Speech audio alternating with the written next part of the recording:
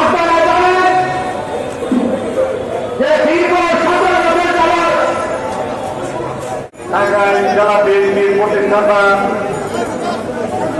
আমার আপনাদের সকলের শ্রদ্ধাভাজন জননেতা সাবেক এমপি সাবেক মন্ত্রী জননেতা আব্দুল সালাম বিন্দুর মুক্তি পরিষদের এই সমাবেশের সম্মানিত সভাপতি মঞ্চ রয়েছেন টাঙ্গাইল জেলা বিএনপির সভাপতি সম্পাদক সহ সকল ইউনিয়ন পৌরসভা থানার সভাপতি সম্পাদক।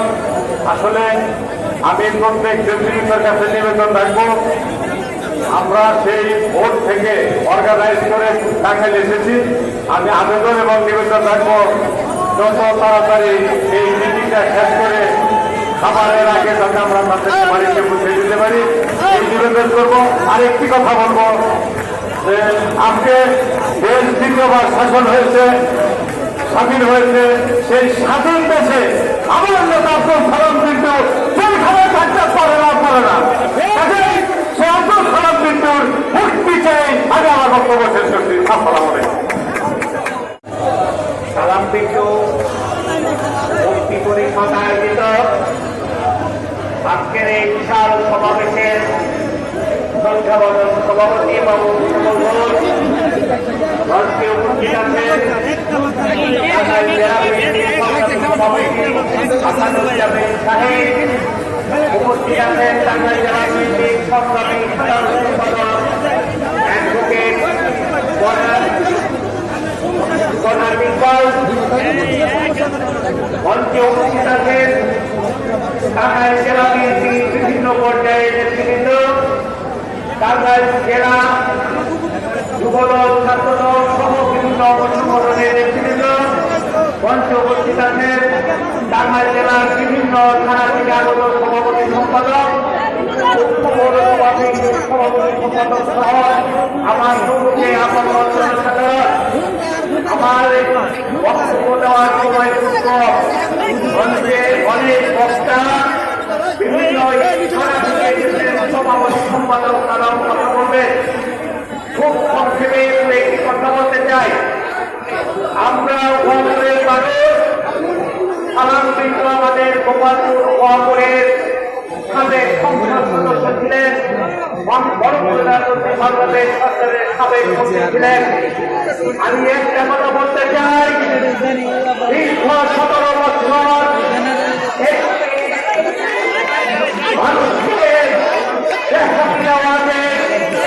মিথ্যা মামলায় তারা রেখেছিল। আমরা বিভিন্ন সময় বিভিন্ন সমাবেশে বলেছে 17 বছরে শেখ হাসিনা যে অত্যাচার নির্যাতন করেছে তার কাছে মুক্তি চেয়ে লাভ নাই। আজকে বাংলাদেশ হাসিনা মুক্ত হয়েছে, বাংলাদেশ তৃতীয়বারের মতো স্বাধীন হয়েছে।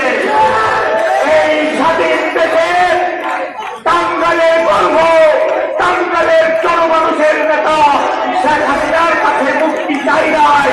আজকে জনগণের আদালতে সে মুক্ত হয়েছে।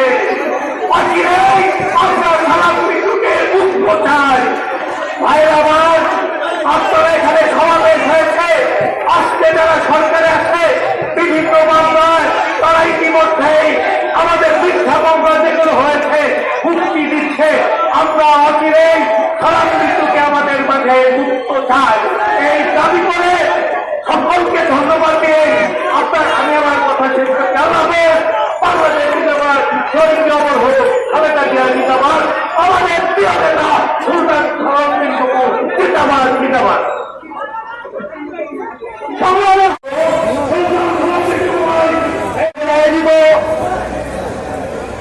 আজকে এই সভা সম্মানিত সভাপতি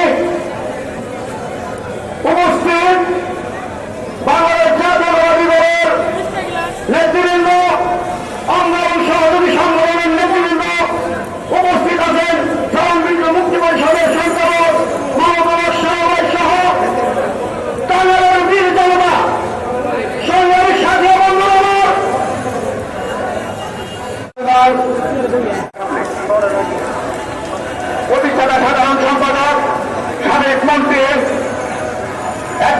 আব্দুল সালাম পিন্টু ভাইকে